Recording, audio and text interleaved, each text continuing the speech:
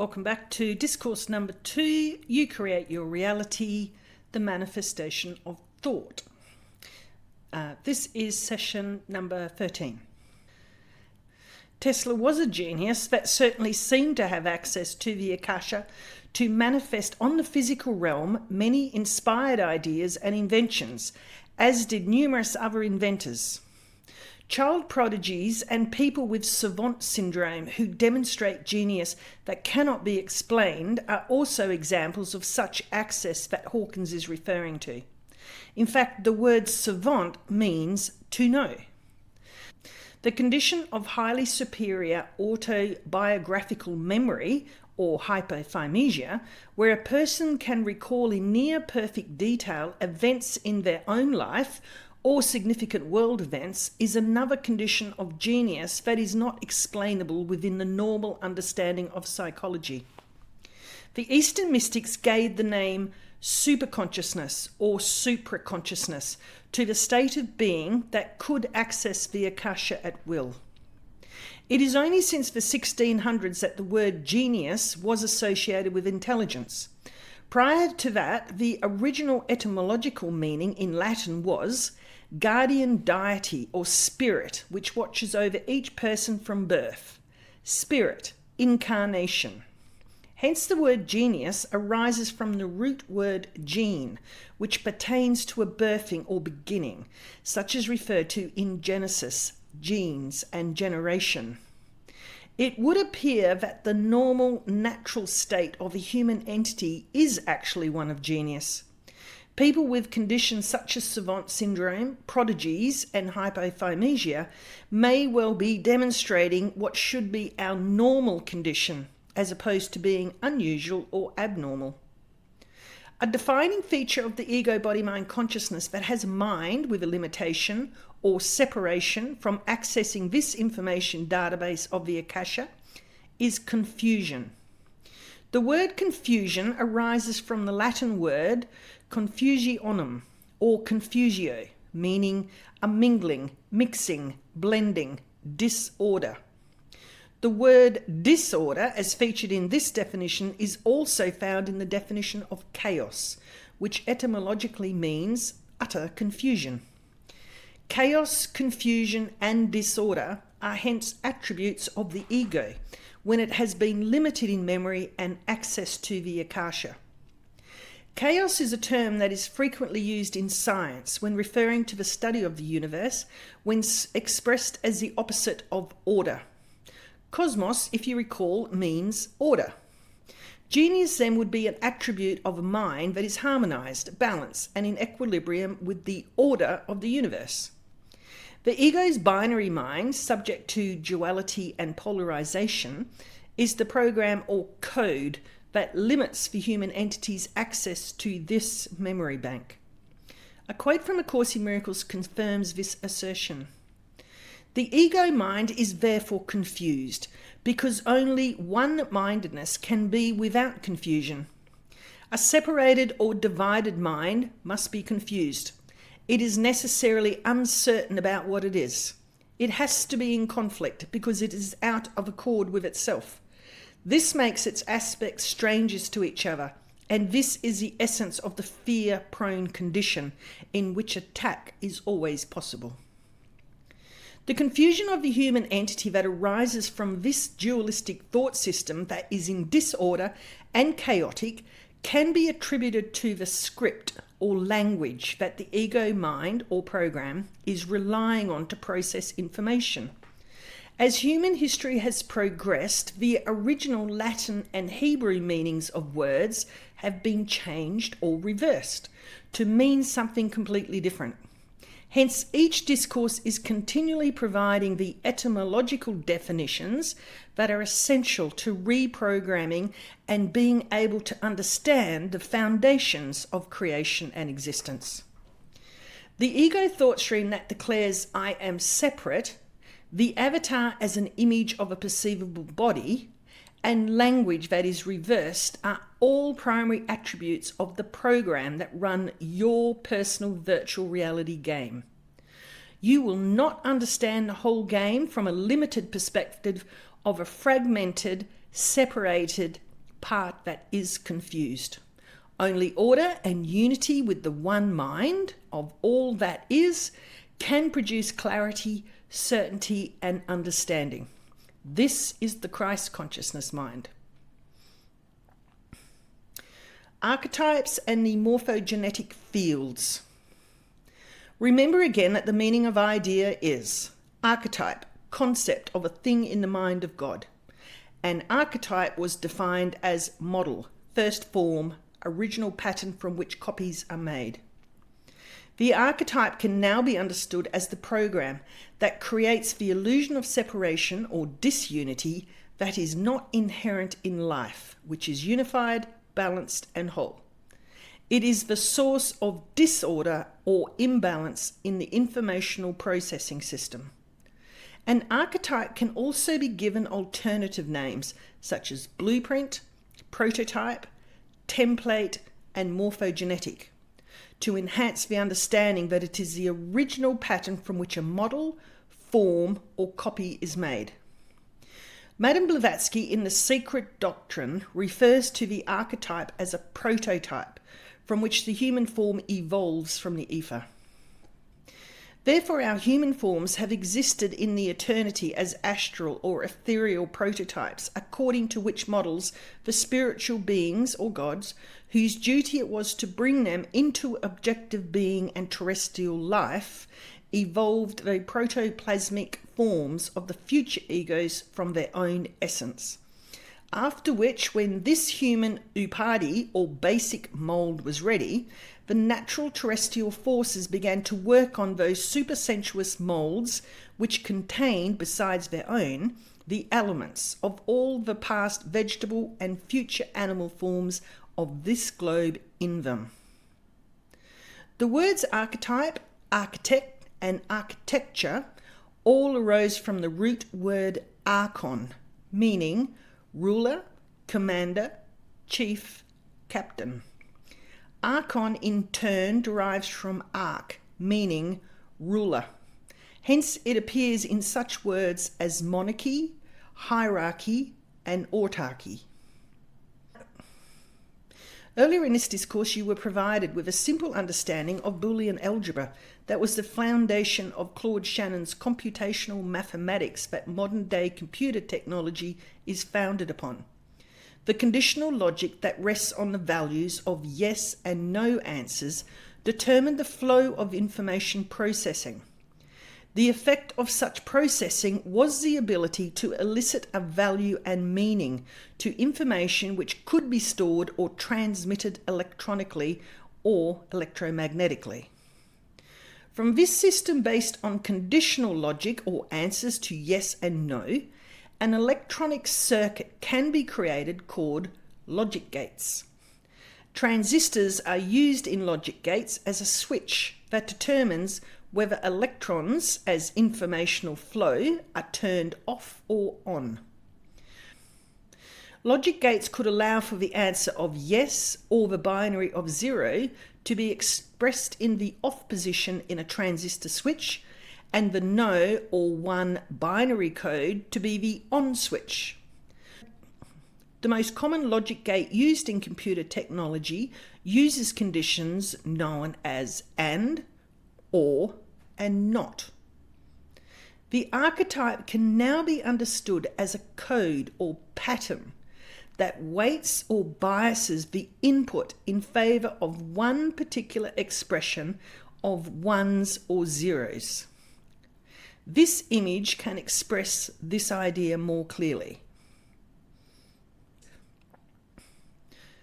All matter, living and non-living, is ultimately an electromagnetic phenomenon. The archetype is an electromagnetic blueprint that will determine the circuitry of what switches will be expressed as yes and no answers. At the level of the ego or human entity, this blueprint is found within the DNA, but the original source of the pattern is in the akasha and ethereal bands of frequency surrounding the human entity as the orbic egg. The archetype hence becomes a particular expression of an electromagnetic signature that has a very specific sound, frequency, and vibration which are experienced as states of being or emotional texture of a human entity. Previously in this discourse, a pyramid listing the levels of the electromagnetic spectrum was illustrated. This pyramid can now be enhanced to include the levels or monads of consciousness associated with each spectrum. The Hertzian level of this spectrum, which is the subconscious, is the lowest level of frequency which allows for the crystallization of chemicals to be expressed. The infrared level is where social consciousness as cultural programming is experienced. Television frequencies run on infrared and are significant programmers of social consciousness. Conscious awareness on the spectrum of visible light is the personality or emotional texture of a human entity, as it requires chemicals and social consciousness programming to mold its personality into expression. Bridge consciousness is the first stage of spiritual awakening, where conditioned behaviors begin the journey or ascension back to higher levels of consciousness expression, which are unconditional. The logic gates, acting as binary switches of conditional logic, become the transducers of beliefs. Beliefs are in effect statements of yes or acceptance as 0 or off, and no or resistance as 1 or on. The archetype as the ego or human entity now has conditions which determine the manifestation of personal reality as a perception. Conditional logic can also be understood as judgments or arbitrators. They become the gatekeepers of your predominant attitude, allowing only those beliefs that fit with your map of meaning to pass. The rest are denied entry. This blueprint of the human entity's perceptual biases or judgments are all stored within the DNA that can only be accessed through the polarized gates of the cellular membrane. The chemical blueprint of the human entity, which creates molecules of peptides and other neurotransmitters, now governs and behaviorally controls a spectrum of emotions that enable you to react to your programmed beliefs. One of the most significant chemicals that hold the archetype as the human personality in place is dopamine. This is the chemical of desire and pleasure, which compels the urge to repeat an experience over and over again. This repetition is habit, and in the most extreme behavior of repetition becomes an addiction. The ego as a human entity is fundamentally a habit and chemical addiction to self-identification. The urge to repeat that dopamine perpetuates can be imagined as a circuit which leads to the same choices being continually repeated and strengthened every time chosen. This creates repetitive states of being that a human entity experiences. In psychology, the collection of memories that allow for this repetition of behavior is called associative memory. American psychologist Daniel Kahneman provides a thorough explanation of associative memory. The events that took place as a result of your seeing the words happen by a process called associative activation. Ideas that have been evoked trigger many other ideas in a spreading cascade of activity in your brain. The essential feature of this complex set of mental events is its coherence. Each element is connected and each supports and strengthens the other. The word evokes memories, which evoke emotions, which in turn evoke facial expressions and other reactions, such as general tensing up and avoidance tendency. The facial expression and the avoidance motion intensify the feelings to which they are linked, and the feelings in turn reinforce compatible ideas. All this happens quickly and all at once, yielding a self-reinforcing pattern of cognitive, emotional, and physical responses that is both diverse and integrated. It has been called associatively coherent. Associative memory is, in effect, the circuit of logic gates in operation, which creates automated responses which are not under conscious control. The program is triggered to run automatically once activated. Another significant feature of this program that Kahneman points to is coherence. Coherence is a form of phase locking, an interdependency where ideas attract together like a large web of connections to reinforce each other. This action of coherence is what makes a thought familiar and reinforces a feeling of maintaining the status quo or familiarity. You resonate with a feeling of familiarity that creates a comfort zone and reassurance that this is me. Any thought or idea outside this comfort zone is considered fearful. In Power versus Force by David R. Hawkins, associative memory is what he describes as attractor patterns. The function of memory is especially being studied by means of neural models, among which attractor networks have been identified. Conclusions of current research are that the brain's neural networks act as attractors, so that the system does not behave in random fashion overall, although each individual neuron may behave randomly. The results of the study indicated that profoundly powerful patterns organize human behavior. We can intuit then an infinite domain of infinite potential, consciousness itself, within which there is an enormously powerful attractor field organizing all of human behavior into what is innate to humanness. This expression by Hawkins that the human experience can be attributed to attractor patterns inherent in consciousness is in alignment with Carl Jung's theory of the collective unconscious. Jung declared that there was an unconscious mind shared by all humanity that contained unconscious knowledge and primordial images that were inherent at birth. He proposed the concept of archetypes which were representative of such images and relationships that were universal.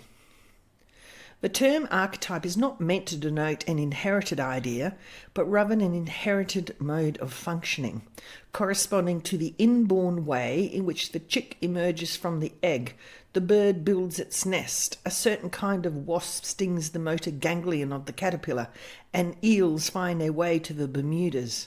In other words, it is a pattern of behavior. This aspect of the archetype, the purely biological one, is the proper concern of scientific psychology.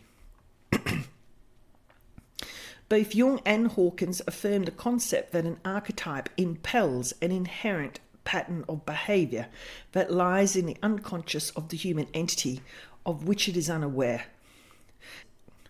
American professor of literature Joseph Campbell became a leading authority on mythology following his publication of the book The Hero with a Thousand Faces in 1948. Campbell's research into ancient cultures and recurring mythological stories identified a consistent theme that underpinned them all, one that he called the hero's journey. The archetypical hero on his quest of self-discovery and inner transformation was the common journey of humanity, regardless of what era of human history it appeared in. This is the archetype held within the collective unconscious that Jung explored, and the attractor pattern of Hawkins. The Akasha is the collective memory bank of all human stories that are expressed by archetypes. Rupert Sheldrake, an English author and researcher with a PhD in biochemistry from the University of Cambridge, proposed a hypothesis in 1981 that also supports this concept that memory is not held within the human entity, but resides in the non-local field outside of time and space. What Hawkins referred to as attractor patterns and Jung called archetype, Sheldrake gave the name morphogenetic fields. Sheldrake's work provided an alternative view to the common thought of science at the time, that memories are stored within the brain itself. This logic of science that memory was stored within the brain was entirely dependent on an upward view of causality that was based in Western materialistic philosophy of the day. This philosophy was founded on the premise that matter was the fundamental basis of reality, with particles producing atoms, atoms producing molecules, then cells producing the brain, and the brain producing consciousness.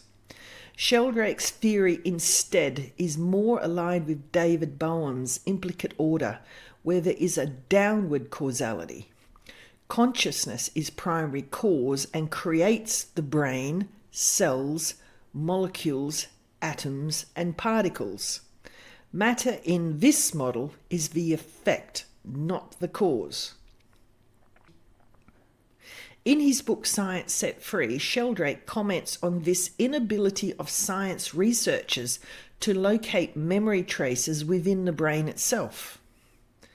Attempts to locate memory traces in the brain have been unsuccessful, despite more than a century of research costing many billions of dollars. For promissory materialists, this failure does not imply that the trace theory of memory might be wrong. It merely means that we need to spend more time and money searching for the elusive memory traces. Sheldrake's theory rests upon memories being stored non-locally in what he called a morphogenetic field. This is the pattern of habit that organisms, whether it be a human entity, a salt crystal, or even a protein chain, resonated or tuned into and remembered its formational structure and instinctive behavioral patterns. In Science Set Free book, he explains further. The trace theory says that memories are stored materially in brains, for example as chemicals in synapses. The alternative is the resonance theory. Memories are transferred by resonance from similar patterns of activity in the past. We tune into ourselves in the past. We do not carry our memories around inside our heads. The resonance of memory is part of a much wider hypothesis. The hypothesis of morphic resonance proposes a resonance across space and time of patterns of vibrationary activity in all self-organizing systems. Morphic resonance underlies habits of crystallization and protein folding. It also underlies the inheritance of morphogenetic fields and of patterns of instinctive behavior. It plays an essential role in the transfer of learning. Morphic resonance provides a new way of looking at memories. This proposition of Sheldrake's rests on resonance, whereby you are receiving a vibrational signal from the non-local field that you are attuned to. This field holds the memory of you as your body and also your habits of behavior, which are your personality traits. In effect, it holds your program. He continues, the brain may be more like a television set than a hard drive recorder. What you see on TV depends on the resonant tuning of the set to invisible fields. This view that memory is in the non-local field of consciousness that is beyond time and space is also conducive with teachings expressed by philosopher and non-duality teacher Rupert Spira. In one of his lectures, A Love is the End of Relations, he states, there is only one infinite mind, God's infinite mind.